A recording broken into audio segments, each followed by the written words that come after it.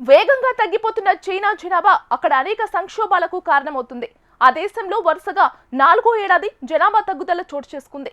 దశాబ్దాలుగా జనాభాను అదుపు చేసేందుకు తీసుకున్న నిర్ణయాలు సెల్ఫ్ గోల్కు కారణమయ్యాయి.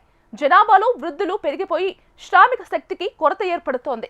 జనాభాను పెంచేందుకు చైనా ప్రభుత్వం చేపట్టిన చర్యలు పెద్దగా ఫలితాలు ఇవ్వడం లేదు. ద్రవ్యోల్బణం కారణంగా పిల్లలను కొనేందుకు ఇష్టపడటం లేదు. మరోవైపు మహిళల కొరత కారణంగా యువకులు నేపాల్, బంగ్లాదేశ్ యువతులను పెళ్లి చేసుకునేందుకు అక్రమ రవాణా కలకలం రేపుతోంది. కొద్ది సంవత్సరాల క్రితం వరకు ప్రపంచంలోని అత్యధిక జనాభా ఉన్న దేశమైన చైనా ఇప్పుడు సంక్షోభాన్ని ఎదుర్కొంటోంది. వరుసగా 4వ ఏడాది జనాభా తగ్గుదల కావటం ఆందోళన కలిగిస్తోంది. స్వయంగా China national bureau of statistics ఈ లెక్కలను విడుదల చేసింది. 2025 ఏడాది చివరికి చైనాలో 140.4 కోట్ల జనాభా ఉంది. 2024తో పోలిస్తే 30 లక్షల జనాభా తగ్గింది. 2025 ఏడాది జననాల సంఖ్య కేవలం 79.2 లక్షలుగా నమోదు కాగా ఇది 2024 జనాభా సంఖ్యతో పోలిస్తే 17% తక్కువ. ఇక 2025లో చైనాలో మరణాల సంఖ్య 1.131 కోట్లుగా నమోదైంది.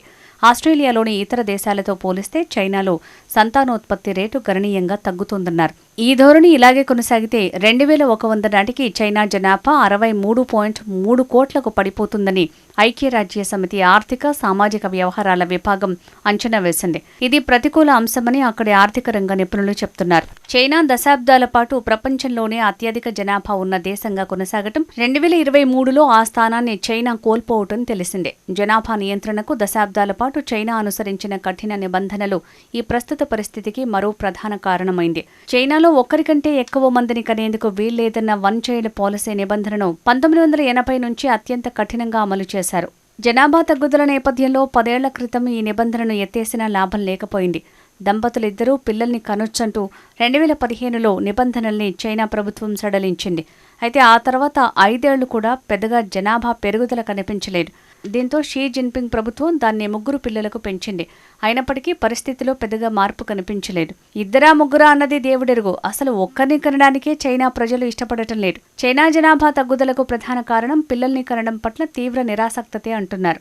అక్కడి ప్రజల జీవన వ్యయాలు విపరీతంగా పెరిగాయి. పిల్లల పెంపకం వ్యవహారం చాలా ఖరీదుగా మారింది.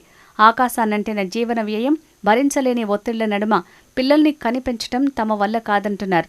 పిల్లలకు 18 ఏళ్ల వరకు చదువుకు ఇతర సౌకర్యాలు కల్పించడానికి సరాసరి $76,000 ఖర్చవుతున్నట్లు అంచనా. దీంతో చాలామంది యువత వివాహానికి వెనకాడుతున్నారు. ఒంటరిగానే జీవితం గడిపేందుకు ఇష్టపడుతున్నారు. పెళ్లైన వారు పిల్లల్ని కనేందుకు ఆలోచిస్తున్నారు. గత 10 ఏళ్లుగా చైనాలో పెళ్లిళ్ల సంఖ్య కూడా తగ్గిపోయింది. 2024లో జరిగిన పెళ్లిళ్లు కేవలం 21 లక్షలే. 2023తో పోలిస్తే ఏకంగా 20% తగ్గింది. ఇది గత 45 ఏళ్లలో అత్యల్పం. 2025లో చైనాలో పెళ్లిళ్ల సంఖ్య 8.5% పెరుగుదల నమోదైంది. గతేడాది చైనాలో జననాలు భారీగా తగ్గడానికి మరో విచిత్ర కారణం ఉంది. చైనా క్యాలెండర్ ప్రకారం 2025 ఫుడ్ స్నేక్ ఇయర్. పాముల పేరిట వచ్చే ఏడాదిలో పిల్లల్ని కనటం సరికాదని చైనీయుల నమ్మకం. ఈ కారణంగా కూడా గతేడాది జననాల రేటు బాగా తగ్గిందని విశ్లేషకులు అభిప్రాయపడుతున్నారు. కాగా చైనా ప్రభుత్వం జనాభాను పెంచేందుకు ప్రోత్సాహకాలు ఇస్తోంది. ఒక్కో కాన్పుకు $500, ప్రతి పిల్లాడికి పెంపకం నిమిత్తం ఏటా $1,534 ఇస్తామని ప్రకటించింది. అయినా జనం అంతగా పట్టించుకోలేదు. ఇలా కాదని కండోమ్ల వాడకాన్ని తగ్గించే చర్యలకు దిగింది. అందులో భాగంగా జనవరి 1 నుంచి కండోమ్స్, గర్భనిరోధక మాత్రలపై పన్నును మరో 13% పెంచింది. మరోవైపు పిల్లల సంరక్షణ సేవలు, వృద్ధుల సంరక్షణ, వికలాంగుల సేవలు, వివాహ సంబంధిత పన్నులపై పన్ను మినహాయింపును అమల్లోకి తెచ్చింది. కనీసం ఇవైనా ఆశించిన ఫలితాలనిస్తాయని ఎదురుచూస్తోంది. ఇదిలా ఉంటే చైనాలో వృద్ధుల సంఖ్య క్రమంగా పెరిగిపోతుండటం మరింత ఆందోళనకు గురిచేస్తోంది. ప్రస్తుతం అక్కడ వృద్ధుల సంఖ్య 32.3 కోట్లు. మొత్తం జనాభాలో ఇది ఏకంగా 23%. అక్కడ వృద్ధుల సంఖ్య ఏటా పెరుగుతూనే వస్తోంది. 2035 నాటికి వృద్ధుల సంఖ్య 40 కోట్లు దాటుతుందని అంచనా. అదే సమయంలో పనిచేసే వయసు వారి సంఖ్య తగ్గుతోంది. దీంతో రిటైర్మెంట్ వయసుని పురుషులకు 60 నుంచి 63 ఏళ్లకు, మహిళలకు 55 నుంచి 58 ఏళ్ల వరకు పెంచేశారు. ఇక ఒక దేశంలో జనాభా పెరగాలంటే మహిళల సగటు సంతాన సాఫల్య రేటు కనీసం 2.1కి మించి ఉండాలి. కానీ చైనాలో అది 1.3కు తగ్గిపోయింది. 2025లోనైతే జననాల రేటు ప్రతి 1000 మంది జనాభాకు ఏకంగా 5.63% తగ్గిపోయింది. చైనాలో 1949లో మావో జెడాంగ్ సారథ్యంలో కమ్యూనిస్టు ప్రభుత్వం ఏర్పాటైన నాటి నుంచి ఇప్పటిదాకా ఇదే అత్యల్పం. ఒక్క చైనాలోనే కాదు, తైవాన్, సింగపూర్, దక్షిణాసియాలో కూడా ఇదే సమస్య. చైనాలో జనాభా సంక్షోభం ఎలాంటి దుస్థితికి దారితీసిందంటే పెళ్లి చేసుకోవడానికి యువతులు దొరకటం లేదు. విధిలేని పరిస్థితుల్లో చైనా యువకులు అక్రమ మార్గంలో వధువులను వెతుక్కుంటున్నారు. గత కొన్నేళ్లుగా నేపాల్, బంగ్లాదేశ్ నుంచి యువతులను చైనాకు తరలించే ఏజెన్సీలు పెరిగాయి. గతేడాది డిసెంబర్లో నేపాల్ రాజధాని కాఠ్మండూలో చైనా జాతీయులు అద్దెకు తీసుకున్న అపార్ట్మెంట్లలో నేపాలీ మహిళలు దొరికిపోయారు. వీరిని వివాహం చేసుకునేందుకు చైనాకు తరలించే ఏర్పాట్లు జరిగినట్లు అధికారులు గుర్తించారు. ఆ మహిళల్ని వీడియో తీసి చైనాలోని తమ బంధువులకు పంపి పెళ్లి సంబంధాలు మాట్లాడుకుంటున్నట్లు అక్కడ పట్టుబడ్డ పురుషులు చెప్పారు. అయితే బలవంతంగా వివాహాలు చేస్తున్నారనే ఆరోపణలపై కేసులు పెట్టేందుకు తగినంత ఆధారాలు లేవు. దీంతో వీసా నిబంధనలు ఉల్లంఘించినందుకు 4 చైనీయులను నేపాల్ నుంచి బహిష్కరించారు. అటు బంగ్లాదేశ్లో పెళ్లి పేరుతో బంగ్లాదేశ్ మహిళల్ని చైనీయులకు విక్రయించిన కేసులు గతేడాది మే నెలలో వెలుగు చూశాయి. చట్టవిరుద్ధంగా ఈ పెళ్లిళ్ల తంతు నడుస్తోందని ఆ దేశ అధికారులు గుర్తించారు. సరిహద్దు ఆవల లైంగిక సంబంధాలు, వివాహాల బాధితులు వెంటనే పబ్లిక్ సెక్యూరిటీ అథారిటీకి ఫిర్యాదు చేయాలని సూచించారు.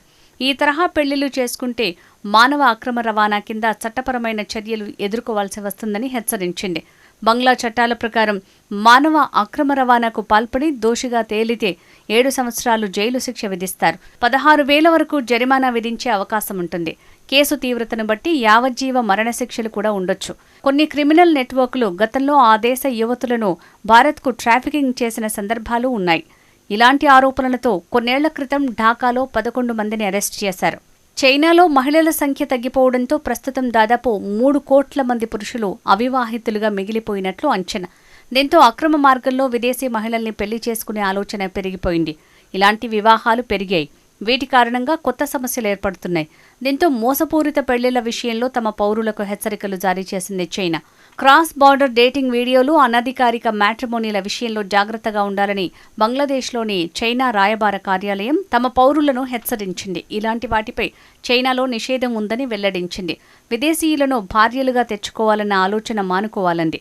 ముఖ్యంగా బంగ్లా యువతులతో అక్రమ వివాహాలు వద్దని, అక్కడ పెళ్లిళ్లు చేసుకునే ముందు అన్ని అంశాలను జాగ్రత్తగా పరిశీలించాలని సూచించింది.